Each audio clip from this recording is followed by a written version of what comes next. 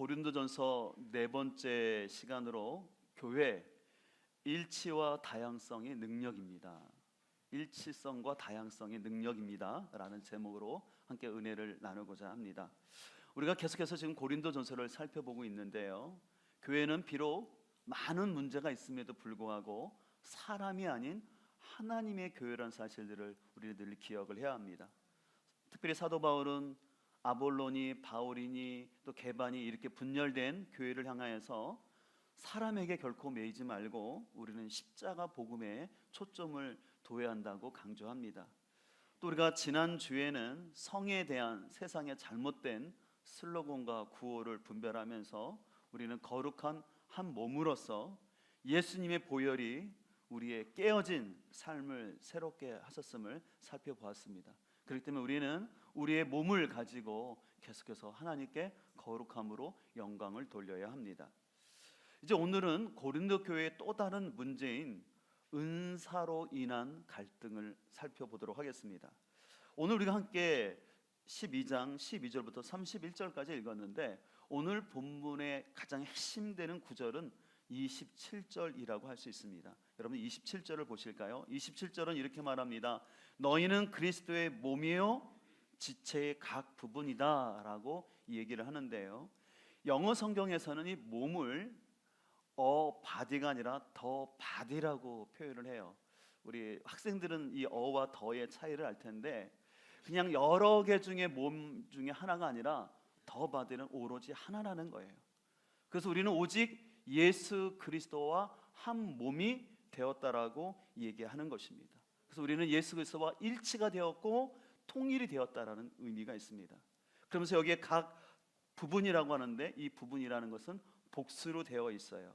그래서 주님의 몸인 교회는 한 몸이면서 또 다양한 지체들로 구성이 되어 있습니다. 그래서 오늘 본문에 나타난 건강한 교회의 특징은 일치성과 다양성이 조화를 이루는 교회입니다. 다른 말로 말하면 교회는 한 몸이라는 통일성과 함께 동시에 여러 지체들로 이루어졌기 때문에 그 지체들을 존중하는 것이 필요합니다. 그렇다면 좀 더 구체적으로 우리가 건강한 교회를 이루기 위해서 일치성과 다양성의 의미가 무엇인지를 함께 살펴보기를 원하는데, 먼저 일치성이라는 것은 뭐냐면 개인적 편의보다 성령 안에서 한몸됨을 힘쓰는 교회입니다. 오늘 본문 12절은 이렇게 말하고 있습니다. 세 번역으로 제가 읽어드릴 텐데요, 몸은 하나이지만 많은 지체가 있고 몸의 지체는 많지만 그들이 모두 한 몸이듯이 그리스도도 그러하십니다. 우리는 유대 사람이든지 그리스 사람이든지 종이든지 자유든지 모두 한 성령으로 침례를 받아서 한 몸이 되었고 또 모두 한 성령을 마시게 되었습니다 라고 얘기합니다. 그래서 오늘 12절과 13절에서 반복되는 단어가 보이시죠? 그것은 바로 한 몸, 한 성령이라는 단어가 계속해서 반복되면서 우리는 우리가 가진 인종이나 신분을 떠나서 우리가 성령을 통하여서 한 몸이 된 것, 이것이 교회라고 말합니다. 그럼 왜 사도 바울이 이렇게 한 몸, 한 성령을 통해서 교회가 한 몸이라는 사실을 강조할까요? 그 이면에는 고린도 교회가 이런 한 몸을 이루지 못하고, 아까도 말씀드린 것처럼 자신이 좋아하는 지도자에 따라서, 또 아니면 자신들이 갖고 있는 세상적 주의나 또 오늘 본문에 나오는 여러 가지 은사에 대한 잘못된 경쟁으로 인하여서 한몸됨을 이루지 못하고 있었기 때문에 오늘 사도 바울은 더 한몸인 것을 강조하는 것입니다. 우리가 지난주에 살펴본 것처럼 고린도 사회는 자유를 굉장히 강조하는 사회였는데, 안타깝게도 고린도 교인들 가운데도 이 자유의 개념을 오용함으로 말미암아 이 공동체의 거룩성을 약화시키면서도 자신들은 하나님을 잘 믿는 사람이라는 착각을 하고 있었습니다. 바로 이러한 문제에 대한 해답으로서 오늘 사도 바울은 하나님의 모습을 강조합니다. 근데 오늘 본문에서 나타나는 하나님의 모습은 바로 일치와 연합입니다. 이것을 다른 말로 말하면 삼위일체 하나님이라고 말하는 것입니다. 성부 하나님, 성자 예수님, 성령 하나님이 각각 독특한 독립적인 인격을 갖고 계셨지만 하나됨을 이루는 이 신비입니다. 그래서 성경에는 삼위일체라는 단어가 구체적으로 없지만 성경을 쭉 보게 되면 우리 하나님은 삼위일체로 이루어진 하나님인 것을 알 수가 있어요. 우리 좀 성도님들은 이 삼위일체라는 단어가 좀 어려울 수 있지만 그러나 여러분 굉장히 중요해요. 왜냐하면 이 삼위일체 하나님에 대한 올바른 이해가 없을 때 잘못된 이단들이 여기서 많이 발생합니다.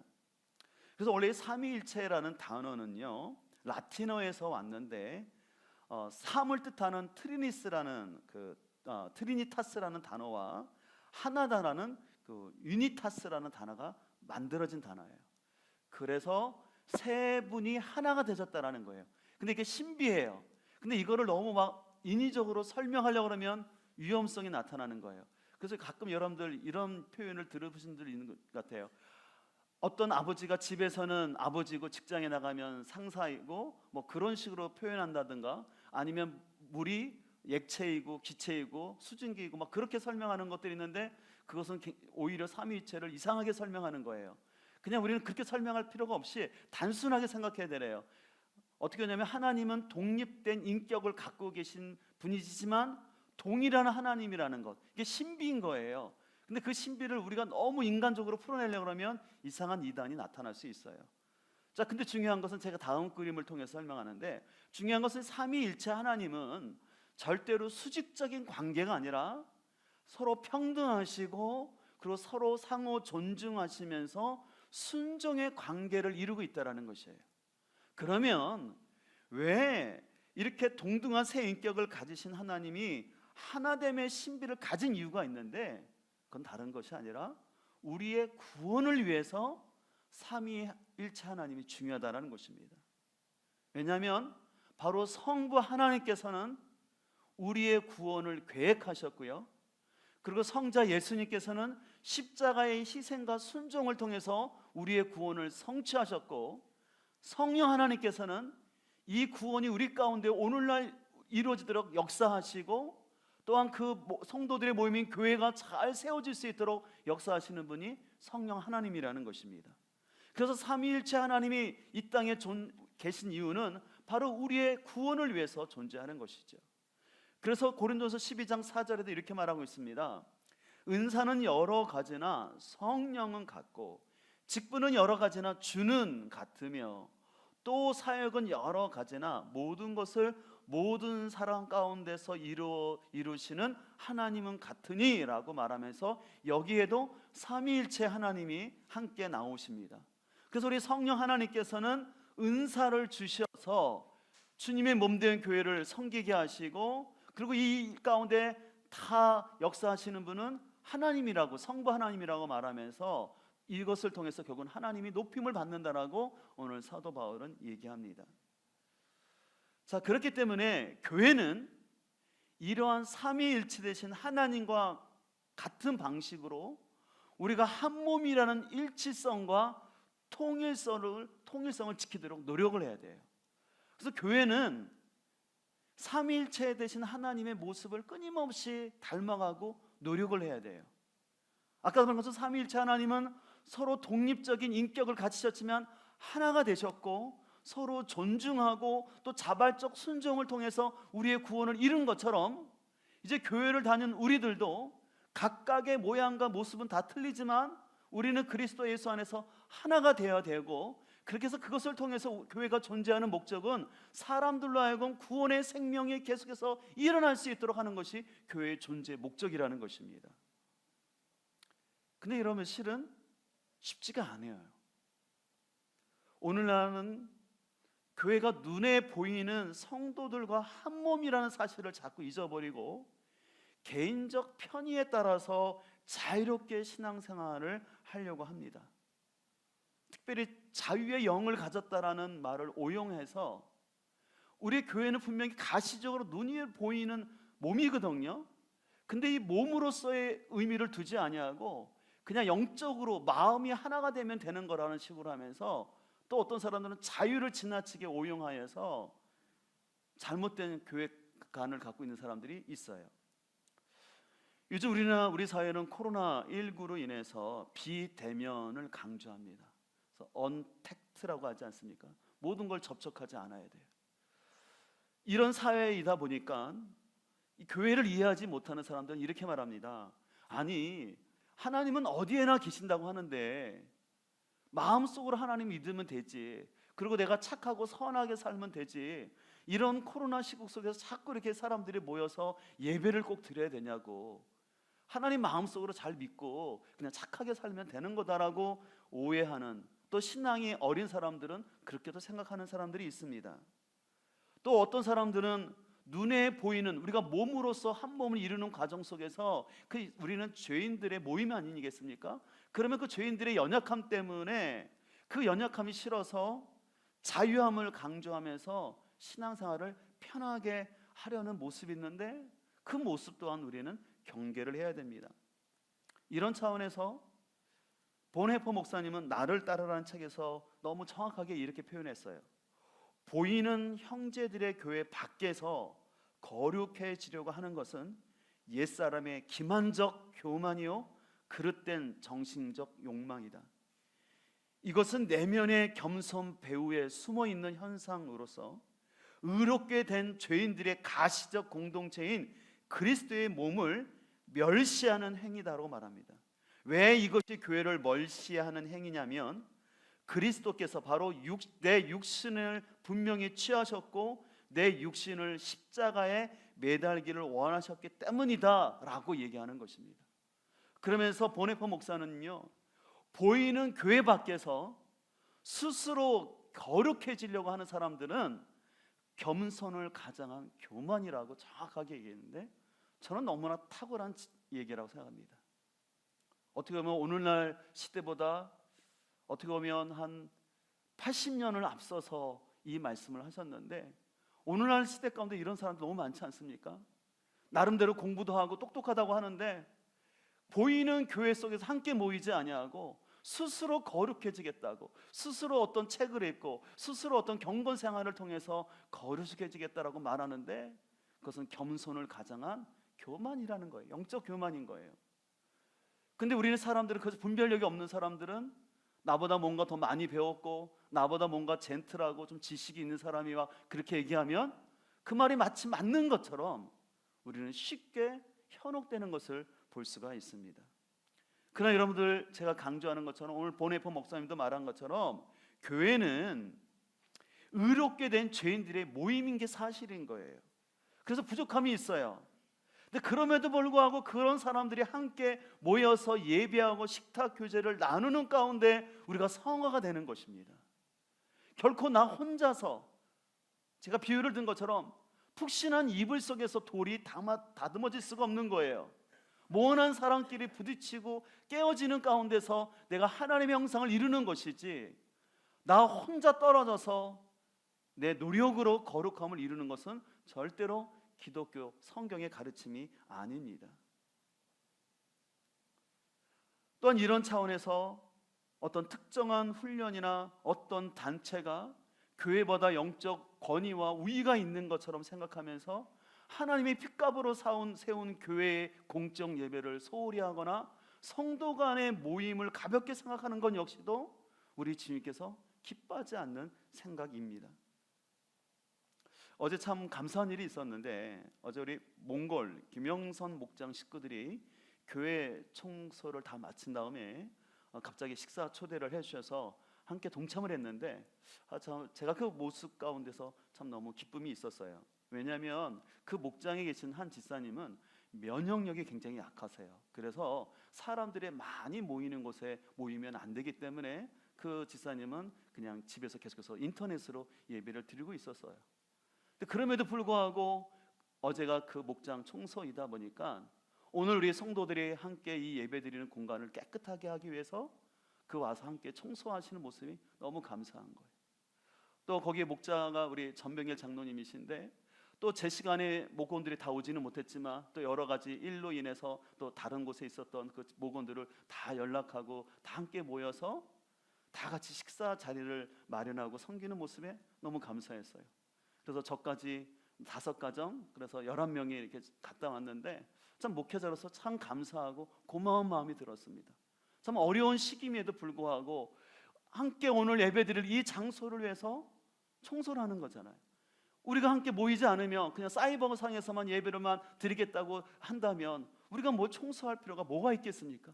근데 우리가 그리스도의 몸이기 때문에 함께 드리는 이 예배 공간을 위해서 청소하고 섬기는 건 너무 귀한 일이라고 생각합니다.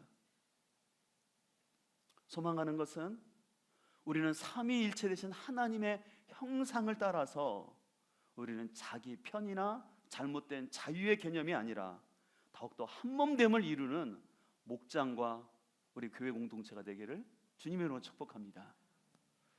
두 번째로 건강한 교회는요, 이러한 일치성을 넘어서 다양성을 가야 되는데, 다양성은 서로의 은사를 통해서 교회를 유익하게 하는 것이 바로 다양성입니다. 오늘 14절은 그래서 이렇게 말합니다. 몸은 하나의 지체로 되어 있는 것이 아니라 여러 지체로 되어 있습니다. 발이 말하기를 나는 손이 아니니까 몸에 속한 것이 아니다 한다고 해서 발이 몸에 속하지 않는 것이 아닙니다. 또 귀가 말하기를 나는 눈이 아니니까 몸에 속한 것이 아니다 한다고 해서 귀가 몸에 속하지 않는 것이 아닙니다. 오늘 사도 바울은 교회는 그리스도와 한 몸이 되었지만 그 몸은 여러 지체들로 구성된다는 것입니다. 근데 문제는 여러 지체들이 다양하게 모이다 보면 그 모임 중에는 부득이하게 비교의식이 발생할 수가 있습니다.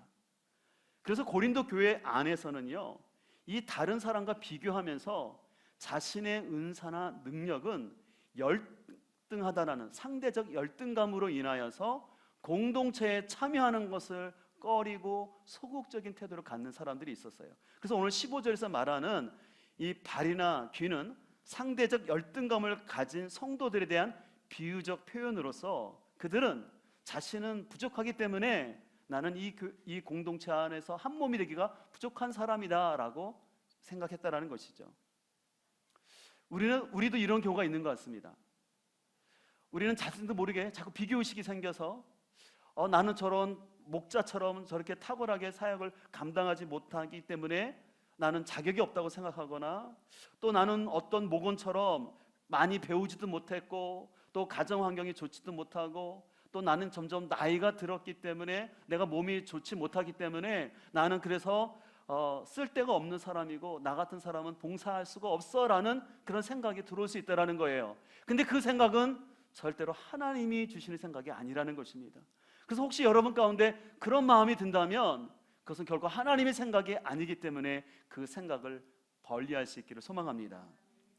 근데 이와는 반대로 또 고린도 교회 가운데는요, 자신의 사회적 지위와 은사를 가지고 사람과 비교하면서 우월감을 가지고 다른 사람을 무시하는 또한 그런 성도들이 있었습니다. 그래서 21절을 보게 되면 그러므로 눈이 손에게 말하기를 너는 내게 쓸데가 없다 할 수가 없고, 머리가 발에게 말하기를 너는 내게 쓸데가 없다 할 수 없습니다 라고 말하고 있습니다. 여기서 눈과 머리는 손이나 발보다 신체적으로 위에 있죠. 신체에서 위에 있는 부분 아니겠습니까? 이에 반해서 발과 손은 상대적으로 아래에 있으면서 신체 가장 바닥에 있으면서 굳은 일을 하면서 제일 많이 활동을 하는 것이었습니다. 사도 바울이 왜 이런 비유를 했냐면 바로 고린도 교회가 갖고 있었던 문제였어요. 그 고린도 사회에서 사회적 지위가 높았던 사람들은 그것을 가지고 교회 안에서도 다른 차별을 행사하려는 모습이 나타났습니다. 그 대표적인 사건이 고린도서 11장에 나오는 주의 만찬과 관련된 사건이었습니다. 그래서 그 당시에 사회적 지위가 있고 부한 사람들은 먼저 와서 자신들이 가져온 음식을 다 먹고, 그러나 가난한 노예 성도들은 늦게 왔는데 그 부자들이 다 먹음으로 인해서 먹을 게 없었어요. 그래서 세번역 성경 11장 21절에 이렇게 말합니다. 먹을 때 각 사람마다 제가끔 자기 저녁을 먼저 먹음으로 어떤 사람은 배가 고프고 어떤 사람은 술에 취합니다 라고 말하면서 사도 바울은 이것은 교회의 모습이 아니라는 것입니다. 왜 여러분들이 사회적 지위와 부하다고 해서 여러분들이 먼저 다 먹어놓고는 저 가난한 성도들이 왔을 때 먹을 것이 없도록 만드는 것은 그것은 바른 태도가 아닙니다라고 사도 바울은 얘기를 하는 것이었습니다. 바로 오늘 고린도 교회는 안타깝게도 약자들을 배려하지 못하면서 그런 세상적 지위와 부를 교회에서도 그대로 적용하고 싶은 마음이 있었던 거예요. 그러니까 그 당시에 부한 사람들은 이렇게 생각하죠. 내가 얼마나 힘들게 이 로마 시민권을 얻었고 그래서 내가 이 사회적 지위에 올라갔는데 내가 이 고린도 가정교회 같이 모인다 그래서 우리 집에 있는 하인이나 옆집에 있는 하인이 나와 동등하다고 생각하는 건 안 된다라는 그 생각에 은연중에 있었던 것이죠. 그렇기 때문에 사도 바울은 그 사실을 안타까워하면서 권면합니다. 그래서 사도 바울은 오히려 여러분들이 생각하는 그런 약해 보이고 덜한 존재가 하나님 앞에서는, 교회 안에서는 더 귀하다라고 얘기를 하는 것입니다. 그래서 22절, 그뿐만 아니라 몸의 지체 가운데서 비교적 더 약하게 보이는 지체들이 더 요긴합니다. 그리고 우리가 덜 명예스러운 것으로 여기는 지체들에게 더욱 풍성한 명예를 덧입히고 볼품없는 지체들을 더욱더 아름답게 꾸며줍니다 라고 말합니다. 여기서 말하는 더 약하게 보이는 지체는 아마 내부 장기를 말하는 것 같습니다. 내부 장기는 손과 발처럼 보여지지는 않지만 중요한 장기이기 때문에 여러 신체가 잘 보호해야 된다라고 얘기를 합니다. 그러면서 공동번역에서는 24절을 이렇게 말하고 있는데요. 그러나 보기 좋은 지체들에게는 그렇게 할 필요가 없습니다. 이렇게 하나님께서도 변변치 못한 부분을 더 귀중하게 여겨주셔서, 왜 이렇게 여겨주냐면 몸에 뭐를 이루기 원하신다는 거예요? 조화를 이루기를 원한다는 것이에요. 오늘 사도 바울은요, 우리는 한 몸이기 때문에 어떤 지체도 필요치 않는 지체가 없다라는 것입니다. 그래서 우리는 서로가 함께 서로의 부족함을 채워주면서 함께 몸으로서 존재하는 것이 교회, 그래서 조화를 이루는 것이 교회라고 강조합니다. 그래서 여러분들 오늘 본문에서 제일 많이 반복되는 단어가 있는데 그 단어는 지체라는 단어예요. 그래서 제가 말씀을 준비하면서 얼마나 반복되나 세어봤더니 16번이나 반복되는 것이었습니다. 오늘 사도 바울은 왜 계속해서 지체라는 얘기를 썼냐면, 우리 몸 가운데 비록 약하고 보잘것 없이 보이는 것이라도 그 지체가 없이는 몸이 될 수 없기 때문에 모든 지체는 다 소중하다는 얘기를 강조하는 것이죠. 그래서 오히려 그 약한 지체를 다른 지체가 돌봐주는 것, 그게 몸 아니겠습니까? 라고 얘기하는 것입니다. 저는 이 말씀을 저의 그 신체를 통해서 제가 더 깨닫게 되는데요. 요즘 저의 신체 가운데 제일 신경을 많이 쓰는 두 군데가 있습니다. 어떤 비밀일 수도 있는데 뭐 다 아시는 거니까 어디냐면 배와 머리입니다. 뭐 아시겠지만 이게 배가 나오는 게 늘 신경을 쓰이거든요. 그래서 요즘 제가 3주째 간헐적 단식을 하고 있어요. 그래서 16시간 동안에는 공복을 유지하고 8시간 동안 먹는 시간인데, 언제가 제일 배고픈가 하냐면 새벽 예배를 마치고 집에 가면 그래요. 아침에 그 기도하고 나니까 에너지가 필요하지 않습니까? 근데 그 유혹이 있거든요. 근데 안 먹어요. 왜 안 먹냐면 실은 제가 좀 배고픔을 느껴서 제 몸을 더 건강하게 해야 되고, 그래서 살이 빠지고 배가 더 이상 지경이 확대되면 안 되기 때문에 아주 의지적인 노력을 합니다. 이와 동시에 제가 좀 머리에 신경을 쓰는데, 혹시 좀 느끼신 분은 있는지 모르지만 제가 좀 헤어스타일 좀 바꾸고 있어요. 제가 그 설교 영상을 보다가 깜짝 놀랐는데 제 머리의 지경이 좀 넓어지고 있는 거예요. 그래서 이러면 안 되겠다 싶어가지고 그 머리를 앞으로 조금씩 더 내리고 있어요. 그래서 제가 은퇴하기 전까지는 그래도 좀 머리가 좀 이렇게 있었으면 좋겠다 생각하는데, 최후 수단으로 정 안 되면 제가 뒷머리가 잘 자르기 때문에 위치 이동을 좀 해볼까, 그런 생각도 하고 있습니다. 그러다 보니까 이제 머리가 안 빠지도록 하기 위해서 나름대로 신경을 쓰거든요. 이게 몸이 그렇다라는 거예요.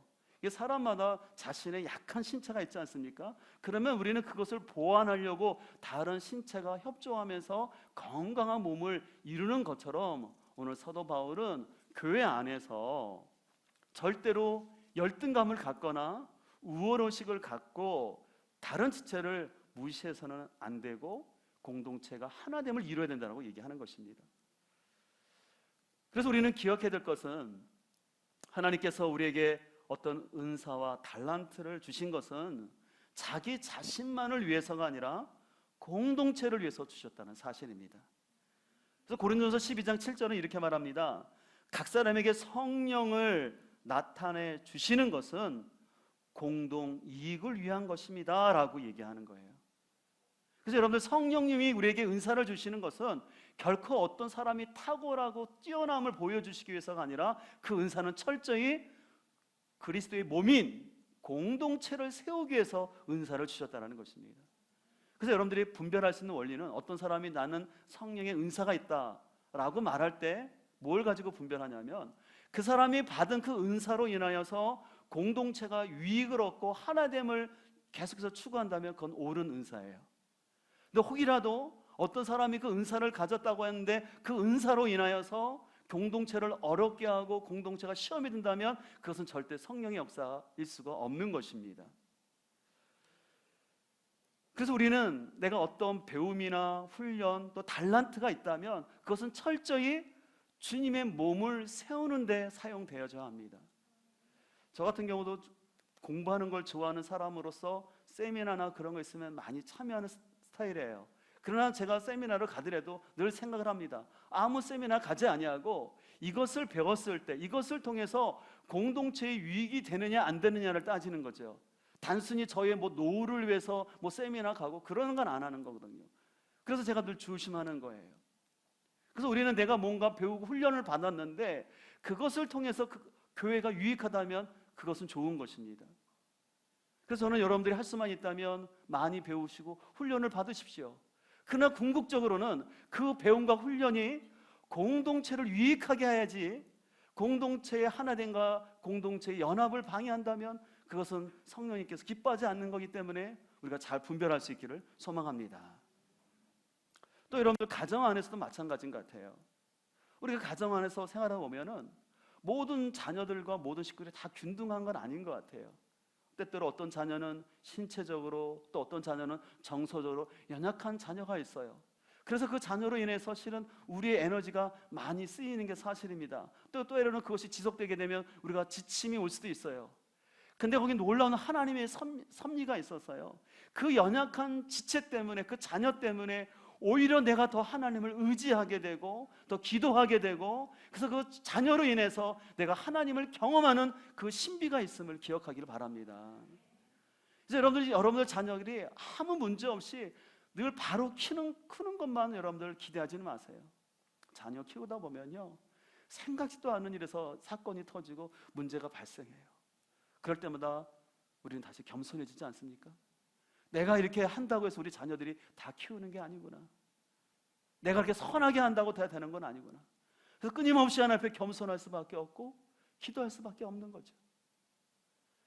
우리 이번 금요일날, 지난 금요일날 통일선교 기도회 때 우리 세태민 한 형제님이 오셔서 간증을 하셨는데 참 많은 분들이 큰 은혜를 받았어요.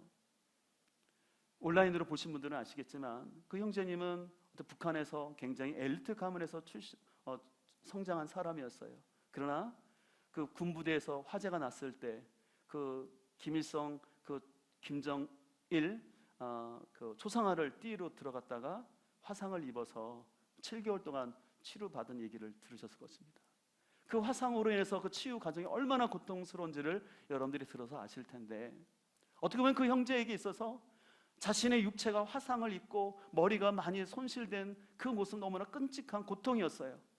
그러나 거기에는 하나님의 놀라운 섭리가 있어서 그 화상의 고통 때문에 그 공산주의 체제, 그 북한의 사회주의 체제에 대한 그 한계성을 느끼게 되고 그가 탈북을 해서 자유대안에 오게 됐고, 여기서 하나님을 만나서 또 북한을 위한 선교사로서 신학교에서 공부하고 있는 이 놀라운 섭리가 이루어진 것입니다. 제가 그 형제님과 식사를 하는데 헤어스타일이 너무 멋있더라고요. 제가 이렇게 머리에 신경 쓰이거든요. 근데 머리도 많고 그랬어요. 근데 알고 봤더니 나중에 그 형제가 가발이라더라고요. 근데 제가 처음 봤을 때는 전혀 가발인지 몰랐어요. 그래서 제가 가발도 괜찮겠구나 그 생각을 해보는데, 근데 저는 그 형제를 보면서 너무 그 형제가 자신의 그 아픔이 있지만 오히려 그 아픔 때문에 하나님을 알고 또 하나님께 쓰임받는 모습을 보게 되었습니다. 소망하는 것은 자신의 부족함이나 또 아니면 탁월함에 초점을 두지 말고 우리는 우리 가운데 역사하시는 그 하나님께 초점을 두면서 우리가 서로에게 유익이 되는 사람 될 수 있기를 간절히 소망합니다. 끝으로 우리 교회가 일치성과 다양성의 조화가 이루어지기 위해서는 질서 가운데 사랑과 신실함으로 섬겨야 합니다. 오늘 28절은 이렇게 말합니다. 하나님께서 교회 안에 몇몇 일꾼을 세우셨습니다. 그들은 첫째는 사도요, 둘째는 애원자요, 셋째는 교사요, 다음은 기적을 행하는 사람이요, 다음은 병 고치는 은사를 받은 사람이요 라고 되어 있는데요, 여기 나오는 첫째, 둘째, 셋째는 수직적 서열을 말하는 것이 아니라 교회를 세우는데 우선적으로 필요한 직분을 말하는 것입니다. 그래서 여기 나오는 사도라는 것은 보내심 받은 자라는 뜻으로서 하나님의 말씀을 선포하는 게 사도의 역할이죠. 그리고 선지자 애언자라는 것은 미래 이야기를 맞추는 사람이 아니라 하나님의 말씀을 가지고 진리를 분별케 하는 설교자입니다. 그리고 교사는 말 그대로 말씀을 잘 가르치는 사람들입니다. 근데 이 세 사람들의 공통점은 뭐냐면 말씀과 관련된 사역자라는 것입니다. 오늘 사도 바울이 교회 안에 있는 직분자들을 소개하면서 왜 말씀과 관련된 이 사람들을 먼저 세웠을까요? 그것은 바로 교회가 이 일치와 다양성이 이루어지기 위해서는 하나님의 말씀의 질서 안에 있어야지만 온전한 몸을 이루기 때문에 얘기하는 것입니다. 어떤 선지자나 이 사도가 탁월해서 위대해서가 아니라 교회라는 것은 이 말씀의 질서 가운데 있어야지만 교회가 아름답게 성장할 수 있기 때문에 이 직분을 먼저 얘기했던 것입니다. 그래서 우리는 교회를 섬길 때 하나님의 그 말씀 안에서 우리가 잘 말씀을 깨닫고 그 말씀의 진리 안에서 섬길 수 있기를 간절히 소망합니다. 다시 한번 제가 늘 강조하는 거지만 저는 여러분들이 사역자에 앞서서 예배자가 되기를 간절히 소망합니다. 여러분 사역하는 거 필요해요. 그러나 여러분들이 예배보다는 앞서지 않기를 소망합니다. 먼저 내가 하나님을 알고 하나님을 경험하고 그 은혜 안에서 여러분들이 교회를 또 공동체를 섬길 수 있기를 소망합니다. 그러면서 오늘 31절은 또 이렇게 말합니다. 너희는 더욱 큰 은사를 사모하라. 내가 또한 가장 좋은 길을 너희에게 보이리라. 여러분들 이 말씀을 잘 이해해야 되는데요, 너희는 더욱 큰 은사라는 단어는 비교가 아니라 탁월한 풍부한 능력이라는 뜻으로서 단수가 아니라 복수예요. 이 단수가 아니라 복수라는 것은 오늘 이 31절에서 말하는 더 큰 은사라는 것은 어떤 한 가지 어떤 더 뛰어난 은사를 말하는 것이 아니라 여러분들이 갖고 있는 그 은사들을, 하나님께 주신 은사들을 최고의 것들이 되게 하라는 의미예요. 우리가 이 문맥을 통해서 잘 이해하지 못하면 우리가 31절을 그냥 눈으로만 보게 되면 이 앞에 나오는 이런 은사들보다 더 큰 은사가 있는데 그것을 사모해야 된다라고 이해할 수 있는데 그건 아니에요.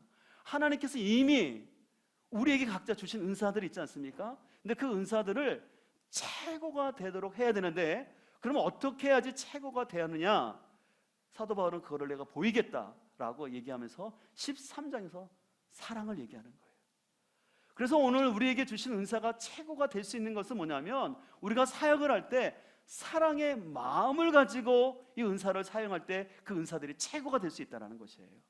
다른 누구와 비교해서 내게 탁월한 게 아니라 하나님이 이미 주시는 은사들이 있는데 이 은사들을 우리가 사랑의 마음을 가지고 섬기게 될 때 이 은사들이 가장 탁월한 최고의 것들이 되어서 주님의 교회를 세운다라는 의미가 있는 것입니다. 그래서 오늘 이 고린도전서 이제 여러분들이 큐티할 때 13장을 보게 되면 사랑을 얘기하는데 이 사랑은 결코 추상적이거나 감염적인 단어가 아니에요. 제가 볼 때 사랑은요 신실성이라고 생각합니다. 내가 예를 들어서 어떤 목원을 사랑한다라는 것은 뭐냐면 그 목원을 그냥 마음적으로 그냥 궁휼한 마음만 갖는 것이 아니라 그 영혼을 진정으로 사랑하는 사람은 그 목원을 위해서 신실하게 기도를 하는 거예요. 그 어떤 사람을 사랑하는 사람은 그 사람을 신실하게 방문해주고 신방하고 돌봄을 주는 거예요. 그래서 사랑과 신실함은 동떨어지는 것이 아니라 이 사랑은 신실함으로 나타나야 되고 그 신실함 속에는 사랑이 기초가 된다는 것이에요. 소망하는 것은 이런 부분에 있어서 우리가 이 사랑과 신실함의 귀한 조화가 있기를 소망합니다. 그래서 보네포 목사님은 성도의 공동생활이라는 책에서 이렇게 표현했습니다. 교회에는 뛰어난 인물이 아니라 예수님과 형제들을 신실하게 섬기는 사람들을 필요로 합니다. 그런데 교회에는 뛰어난 사람이 부족한 것이 아니라 바로 이러한 신실한 예수님의 종을 찾아보기 힘듭니다 라고 얘기하는데, 저는 책 읽으면서 너무 공감이 갔어요. 좀 저는 목회자로서 안타깝게 생각하는 것은 자꾸 오늘날 교회가 자꾸 탁월함을 자꾸 얘기해요. 어떤 세상적인 그런 가치에서 어떤 탁월한 소스가 이 사회를 이끌어갈 수 있고, 또 탁월함을 강조하는데, 탁월은 나쁜 건 아닙니다. 근데 교회 공동체는 어떤 엘리트 탁월한 사람을 통해서 교회가 이루어지는 것이 아니라 우리 모든 한 사람 한 사람이 신실함을 가지고 사랑을 실천할 때 그 교회가 건강한 거예요. 어떤 탁월한 리더십 혼자를 통해서 교회가 이루어지는 것이 아니라 모든 성도들이 그리스도의 몸이라는 사실을 알고 최선을 다해서 자신에게 맡겨진 것들을 사람 가운데 행할 때 그 교회가 주님께서 원하시는 교회인 줄 믿습니다. 그래서 소망하는 것은 우리 공동체에서는 탁월한 사람보다 하나님을 신실하게 사랑하고 지체를 신실하게 여기는 그런 지체들이 우리 가운데 세워지길 소망합니다. 그래서 우리는 우리가 받은 은사, 또 우리가 받은 직분을 통해서 이 주님의 몸을 섬기되, 우리에게 가진 은사와 직분이 여러분들 부담감이 아니라 하나님의 은혜의 선물임을 기억하면서 질서 가운데 여러분들이 맡겨진 직분을 잘 감당할 수 있기를 소망합니다. 지난 우리 항정직 얼정 새벽기도의 시간에 제가 잠깐 나눴던 것처럼, 그 포도원 품꾼의 비유에 나오는 것처럼 우리 모두는 어떻게 보면 오후 5시에 부름받은 사람이에요. 우리는 하나님의 은혜가 아니면 설 수 없는 사람이고, 주님을 떠났던 사람들이었는데 그런 우리들을 하나님이 끝나기 1시간 전, 아니면 5시 55분, 5분 전에 우리를 불러주셔서 하나님 나라의 공동체가 되게 한 줄 믿습니다. 그렇기 때문에 결코 우리는 자신의 부족함 때문에 나는 할 수 없어, 그렇게 포기하지 마시고, 또 내가 다른 사람보다 더 잘한다라고 착각하지 마시고, 우리는 그리스도 안에서 보여지는 한 공동체라는 사실을 우리가 깊이 기억하고 그리스도의 몸을 함께 세워가기를 소망합니다. 그래서 우리 모든 한 사람 한 사람은 너무너무 소중한 거예요. 어떤 지체도 필요하지 않은 지체는 없다는 사실을 기억하시고, 우리가 하나님의 질서 가운데서 더욱더 아름다운 공동체를 이뤄갈 수 있기를 주님의 이름으로 축복합니다.